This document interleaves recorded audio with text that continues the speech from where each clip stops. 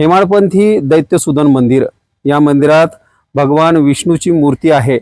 या मूर्तीला अभिषेक या ठिकाणी जो आहे सूर्यकिरणाचा होत असतो आणि सलग हा जो उत्सव आहे हा 4 ते 5 दिवस हा उत्सव चालतो आणि या उत्सवाच्या दरम्यान भाविक जे आहेत मोठ्या संख्येने या ठिकाणी या उत्सवासाठी जमतात आणि हा उत्सव जो आहे तो याची डोळा याची देही या ठिकाणी बघतात आणि या ठिकाणी दर्शनासाठी मोठी गर्दी जी आहे, जी मोठी रीग आहे ती या ठिकाणी लागत असते।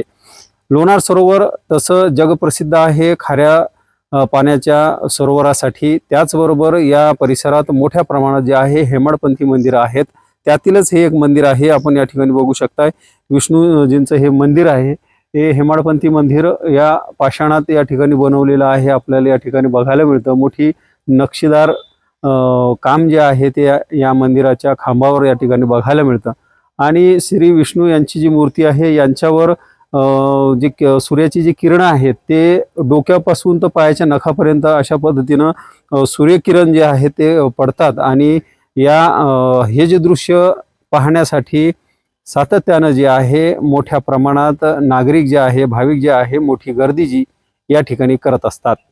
दैत्यसूदन मंदिरात आहोत आणि मोठ्या संख्येने जे आहेत भाविक जे आहेत ते किरणोत्सवासाठी या ठिकाणी आलेले आहेत। त्यांच्याशी आपण बोलूया, नेमकं त्यांच्या काय भावना आहेत।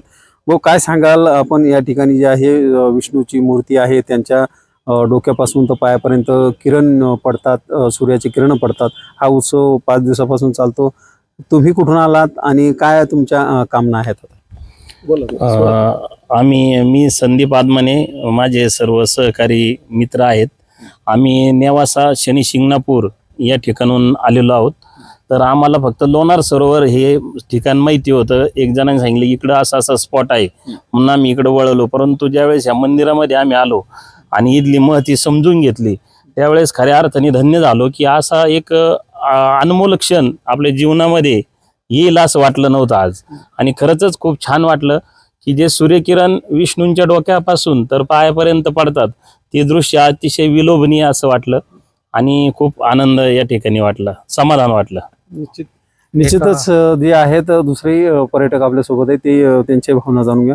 काय सांगाल, आपण या ठिकाणी लोणार सरोवरात आला, तिथले काय नेमकं तुम्हाला काय भावलं या ठिकाणचं? लोणार सरोवर म्हणजे असं वाटलं की आम्हाला एक थोडंसं असं काहीतरी सरोवर पाहायला भेटेल, पण ज्यावेळेस प्रत्यक्षात बघितलं तर ते अतिभव्य सरोवर, जे जसं आपण काय शेतकरी एखादं शेततळ तयार करतो तसं हे निसर्गाने तयार केलेलं शेततळ आम्हाला खूप मोठ्या प्रमाणात पाहायला भेटलं, जे स्वतः निसर्गाने तयार केलेलं आहे।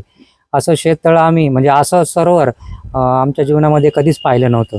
त्यानंतर गावातल्या लोकांनी माहिती दिली की इथं मंदिर आहे जे पुरातन खूप हजारो वर्षापूर्वीचं आहे।